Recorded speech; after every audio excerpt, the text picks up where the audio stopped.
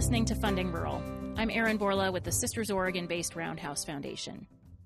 Okay, it's a toss-up for me between my deep love of agricultural extension at state schools and community colleges. We've talked about ag extension with Dr. Allison Myers in a previous episode. So today, I want to turn our ears toward the role that community colleges play in rural and indigenous communities. We live in a time where higher education is becoming harder and harder for people to afford, and there's an increased need for a skilled workforce connected to the trades. That has made the value of community colleges that much more evident, especially in rural and indigenous communities. Community colleges reflect and amplify the economies where they're located, with programs designed to support the needs of the local industries. But are philanthropic organizations catching on and throwing their weight behind community colleges? Well, maybe not as much as we could. Kate Kinder is the executive director at the National Council for Workforce Education, and she's had a long and successful career in community colleges, mainly at Portland Community College here in Oregon, where she served as the Dean of Career Pathways and Skills Training, and also built a consortium of community colleges across the state that work to make college more accessible. She also held a role at National Skills Coalition, working hard to ensure students had equitable access to career and trade education. Kate and I talked about how community colleges are meeting a growing set of needs. They're training skilled workers, they're boosting community economic development, and they're serving and supporting a broader cross-section of our society in the pursuit of higher education. She used the term education equity. She's written a lot about this, and we'll share links in our show notes. So let's go ahead and start there. I mean, I think education equity is just understanding that first, it's just the principle that it collectively benefits all of us when we provide people with the resources that they need to achieve that education access, success, and connection to jobs. And so in doing so, we need to recognize we have systemic barriers and inequitable systems, and that people of color, women, immigrants have not had the same access to education or resources over time, or to quality careers, and that there are still opportunity gaps there. And so I think it's looking at it, it's not based on individual people, it's based on our systems that are really structurally not equitable for everyone. And so by figuring out a way to provide everyone what they need and redressing those barriers and those inequities, it creates those access to things, to education, to the resources, and to careers that are what employers needs and what our community needs. And so I think, there too often is tendency of framing of zero sum, that like by providing someone with something, you're taking away something from someone else. That's just not the case. I think it gets fanned up where it feels that way, or is presented that way, but it really, it's good for all of us when we have, when our community members have access to what they need to thrive, and to which includes education, which includes basic needs, resources, which includes fair access to all the careers that create economic mobility. So the goal is not just to meet a living wage to get by and survive, but really how do we create pathways for all community members to thrive? And then that clearly creates a thriving community and a thriving economy, and that benefits our local employers as well. They're so interesting. You talk a lot about partnerships in the work that you do, and this show's certainly about philanthropic work and how philanthropy can better support rural. But I think as we look at community colleges, the programs that are the most innovative are definitely connected to industry in those regions. Yeah. Do you have examples of that you think are pretty great? Yeah, I mean, I'll use an example from a college I know Roundhouse is invested in, is Columbia Gorge Community College. I just think they are doing I had the opportunity to meet with them and interview them for a research paper, and just the way that they are partnering in their community and really thinking holistically about how to braid together all the investments and resources they have for students is really critical. So one of the things I think that was really great is they see this transformation to clean energy that's happening and prevalence of green jobs, and then also seeing the infrastructure funding that's coming down, is that they've been really amazing at aligning their programs, recognizing that students need to have different pathways. So if they learn some electrical, that could apply to the wind energy programs, or apply to working on the dam that's on the Columbia River, or apply to, the drone factory, or working in all of the ag kind of infrastructure that they have for shipping. And so I think they just have done a really great job of thinking about what are the ways that someone can advance their career and be able to move up over time in different areas and in their major employers. And then they use them as major employers to really influence the curriculum, right? Because that's what you need to make sure you're delivering high quality workforce education, as it needs to map to what those skills that are needed on the job. And so I think they also, and when I say they're major employers, that could be larger employers of their area, but it's also a small business. And so they think of all of those as their major employers and have created really innovative ways for employers to partner and come into the lab. Or, they gave some examples of there's a piece of equipment that needed to be fixed, so they give those to the students, and the students work on that project. So it's really real time, real life application of the knowledge that they're learning. And then I think on top of that is they have that sort of really high quality education, but then they're also really thinking about what the needs of those students are holistically. And so they do a really great job connecting in the SNAP benefits and the SNAP ENTs. So there's additional funding to help with the cover the costs of college. They also, leverage the investment from your foundation and from Metallica Scholars to fill in other gaps for students who might not qualify. They have childcare assistance. They built dorms so students from, the frontier areas could come and access the welding programs or other programs they needed. So I just think they've done a really great job of thinking about the role they play in their economy, and then how do they design those programs so that they really are sustainable for the college, for employers, and for students. So they're not trained for one specific job that then goes away, or that then they have to start over. They're really preparing, I think, their students for success over time, which is the goal. Yeah. So there's this misconception with community colleges because they're often funded with with taxpayer dollars, right? Yep. And that's why do they need more money?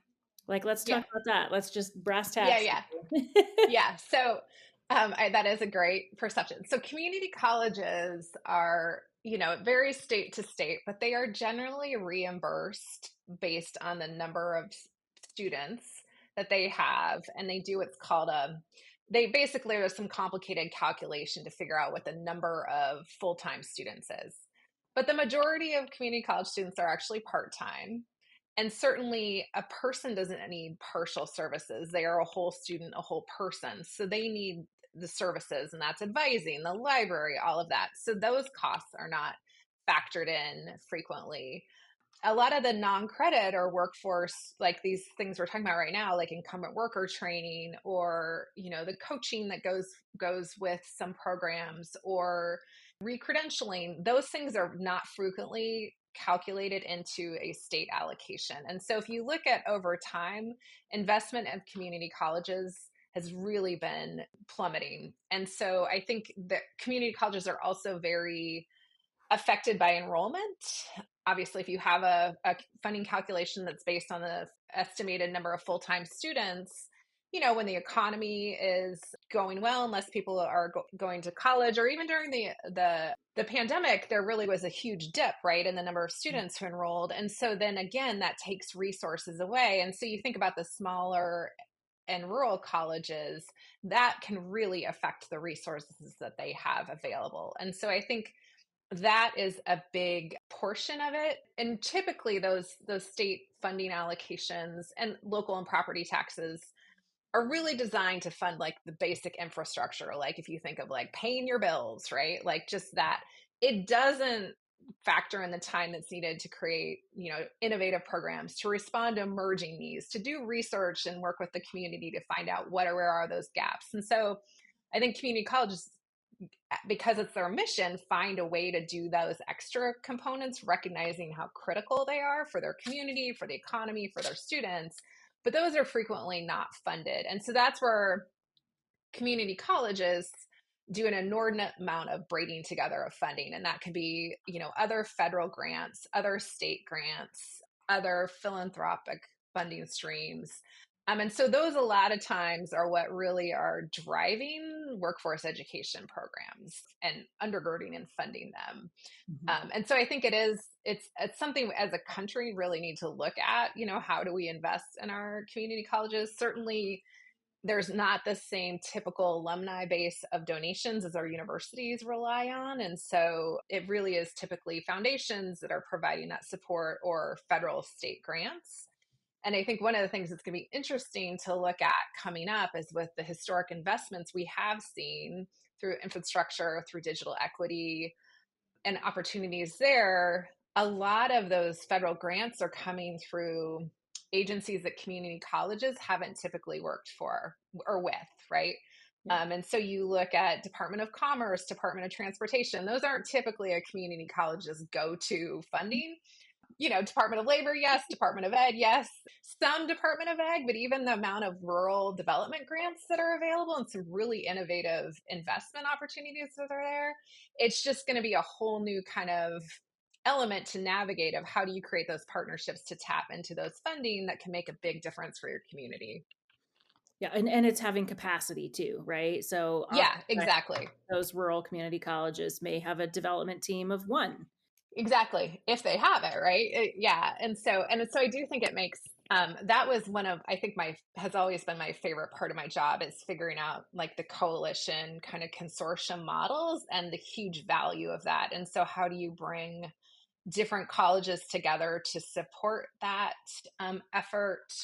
And I think the both in it makes it manageable capacity wise for many smaller and rural colleges, but there's also a huge advantage to the larger and urban colleges who may have more resources in learning from the innovation and just the responsiveness that many of the rural peers have. And so I think that is one mechanism, but bringing together partners is an investment in money and time too. And so I do think that is one way I have found when philanthropy can invest in creating the table and bringing people together and helping to eliminate those silos, that can have very transformative impacts over time.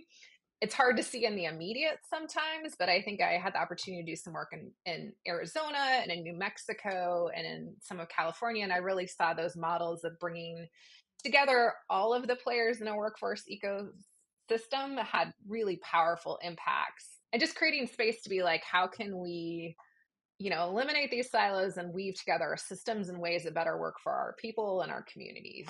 Yeah. So you mentioned working with philanthropy and having them maybe help set the table of Yeah. folks to come together. And I'm assuming that's like an entire ecosystem from like the K-12 system all the way up through Yeah. the employable system, and potentially with regional economic development offices. Yeah. Are there other folks that need to be included in those conversations? I mean, I think one that sometimes gets left out of the table are our human service agency partners. I think they are doing very critical anti-poverty work. They're working with the families. They're very focused, mission driven to get people out of poverty. And certainly, I think depending on the state, they may be working with more challenging policies around that. But I do think they are doing workforce development work. And so, really being mindful of bringing human service agency partners to the table. I think, making sure labor's at the table. I think making sure childcare partners like Head Start or others are there. Corrections education certainly is another corrections system. So I think kind of thinking about where could all these touch points be, because part of it is just identifying what are the roadblocks that we are collectively creating, Mm. and then where are those immutable or need policy changes, and where are those just past precedent. And then I guess the other one too I want to make sure and mention is too, it's just like bringing in tribal partners, so tribal governments, organizations, and different culturally specific organizations as well, and really not as a like, oh, we should add you, but really to meaningfully center like, what are we doing that is not working for your communities. And I think that's another piece. If we're really going to design systems that work collectively for all of us, that is a great way to start, and really see what silos, impacts that silos are having, and how they are preventing college access and success and career pathways. Whether that's the intent or not, I think frequently it's not the intent, it's just inertia of systems that have not worked. And so I think that's a great way to figure out how to redesign them. And also just that bringing those groups together, you can kind of reimagine like what's possible so that you are thinking of creating a better ecosystem. Well, and it's the small steps forward, right? If we are only satisfied when we have these multiple leaps of success, we're never going to get anywhere. And so being able to be happy and content with finding these small, simple steps that are like, oh my gosh, community college or education access is more than just paying tuition. We're even seeing that in K-12 education, where it's like we have students that it's a 60-mile bus ride. So to actually get to school is difficult, and that's in K-12, right? And so it's just the same here when students decide to move forward and continue their education. They're like, cool, I got this great grant or this scholarship that covers my tuition, but I've got to pay $100 a week in gas to get there, have childcare at home, and then I have to have a $400 pair of boots to be able to participate in the class. Yep. I'm out. Yeah. Yeah, exactly. And it is like it's really sometimes as simple as that. Or, PCC's former president Mark Mitsui would always say like, students are one flat tire away from dropping out. And so really recognizing that can seem like that one last small, like what could be a seeming small expense is huge and has huge implications. And so how to make sure you address those resources. I think the other thing that I'm excited about with that, just kind of that notion of like the transportation and those challenges, is if we can you really use, the investments in digital equity right now to create better broadband and internet access for rural communities, or figure out a way to create better access to the satellite internet systems. There's a huge opportunity there for online learning or virtual learning. And so I was part of a meeting convening people talking about the future of workforce and, what is AI and augmented reality, virtual reality. And so someone was talking about if you could get the virtual welder sets that students could potentially use so that they're doing some of this work and they could do it as part of an online class, or, mobile welding units that drive to a closer community center. So I think just thinking about how to be innovative with the ways that students can learn. And part of that is also doing more competency based education. So we're so based on the seat time and the credit hour, and really needing to transform our higher ed system to look at learning and skills and being more nimble, allowing students to do that in different ways when they need to do it and how they need to do it. And so I think that's the exciting kind of future of education and workforce, and especially with all the technological advances. There's also a lot of risk in that, exacerbating inequities and opportunity gaps. And so I think it could either be a key tool in closing them, or if we're not mindful and intentional, it could divide them even further. But I do think tend to want to look at the opportunity of that. And I think there's a lot of good things that could be done, and that could really create more opportunity in rural communities. Right. And I think that program that we manage here, it came out of a partnership with the local community college and say, hey, we know there's Oregon's Promise. We know there's money for scholarships. While there always is a need for more, uh, what's missing? What that feels like students are still not participating, even those things exist. And that conversation was, yeah, they can't afford those boots for fire science. It's too expensive. Welding hoods are too expensive. And it's often that, or do I feed my family, or what does that look like? And so that's what helped us start that program, which was originally just at COCC, the Central Oregon Community College. And I have never seen in my career a program that has brought in the number of thank you notes that initial grant brought in from COCC, from students and from parents, that were like, my kid would not have participated if they had to buy a $200 piece of equipment. And so we extended that program and have steadily built it. Now we're at 14 of the 17 colleges here in the state, and have information that we'll certainly post with this episode. But it's something that I think we don't think about. I guess we're in a privileged space when we don't have to think about, oh yeah, well, I also need that book, and I also need, our vet tech kids need our vet tech students need a stethoscope and a pair of scrubs or two. And those simple things can just derail a whole program. Yeah. And on top of, paying for the car to get there or childcare. And so, yeah, I think the more resources we can provide to students and flexible, the better. With the HERF Act, and I'm going to butcher the acronym, but it's some of the COVID relief money that came out that went to colleges.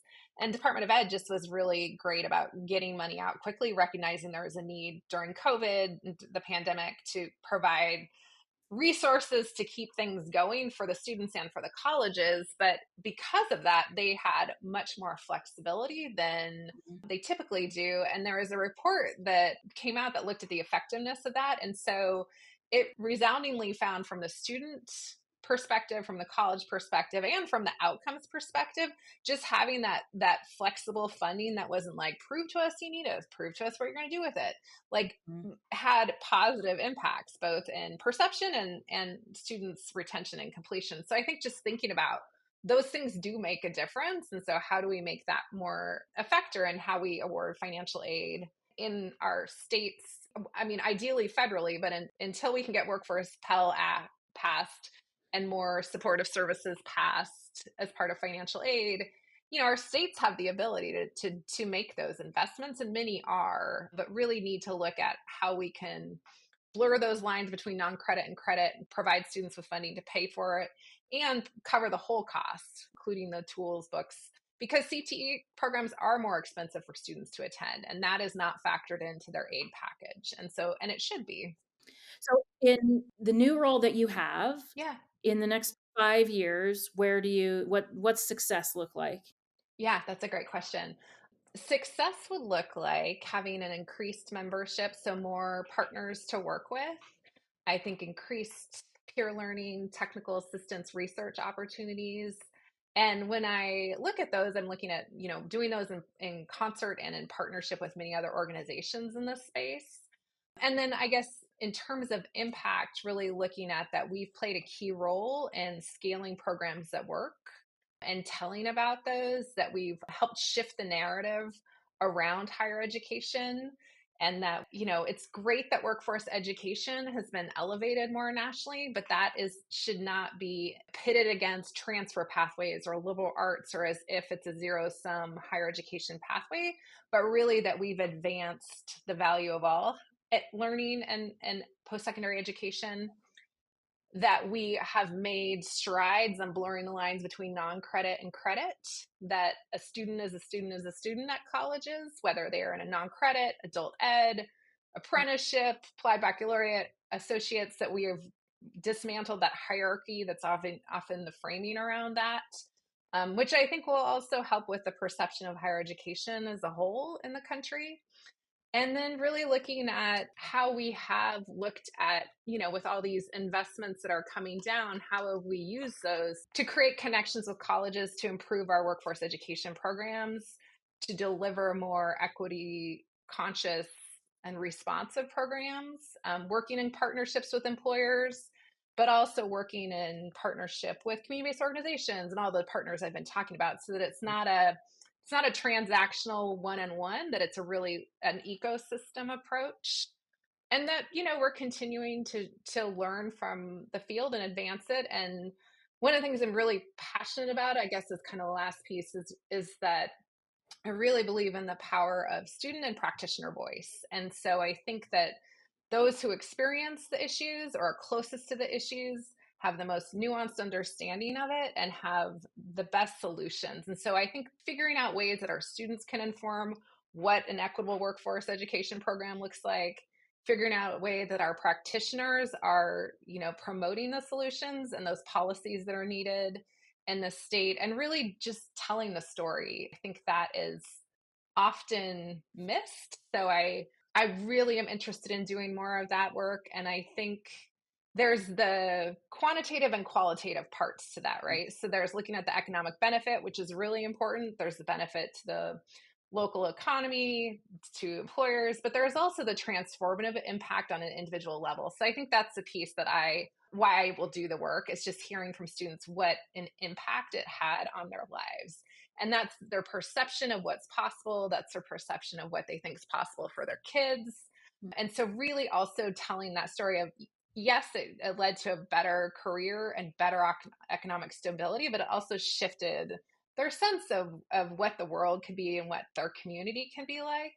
And so that's other story I want to really make sure and tell is community colleges, that's the heart of the work. And so that to me is like the perfect counterbalance to all the negativity around the value of higher education, and just carrying that forward from all the students who have done amazing things and will in their communities. To see what's possible. I love it. Yeah. That's awesome. Yeah. Thanks for spending time today. I appreciate it. Thank you. I really value the work that you're doing and the connections that you're making in community, and know that there's so many communities that are benefiting from that, and so many students and families. So appreciate you and all the work that you're doing.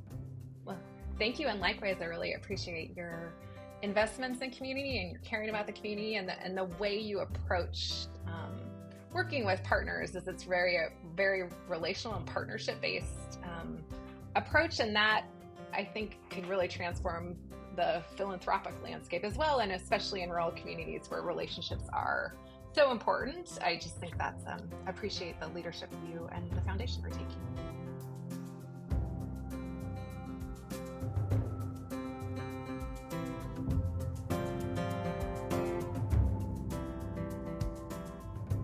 We often hear from our community college partners about the need for scholarships and how that impacts one student, and how it's so important for that one student. And while that is true, it's so important for that one student, but that one student impacts the community. And what else are we missing when we work with community colleges, and what are those other needs? So how do we find those gaps and opportunities for our organizations to be able to fund different projects? I also wanted to spend some time really talking about who's at the table when we host convenings.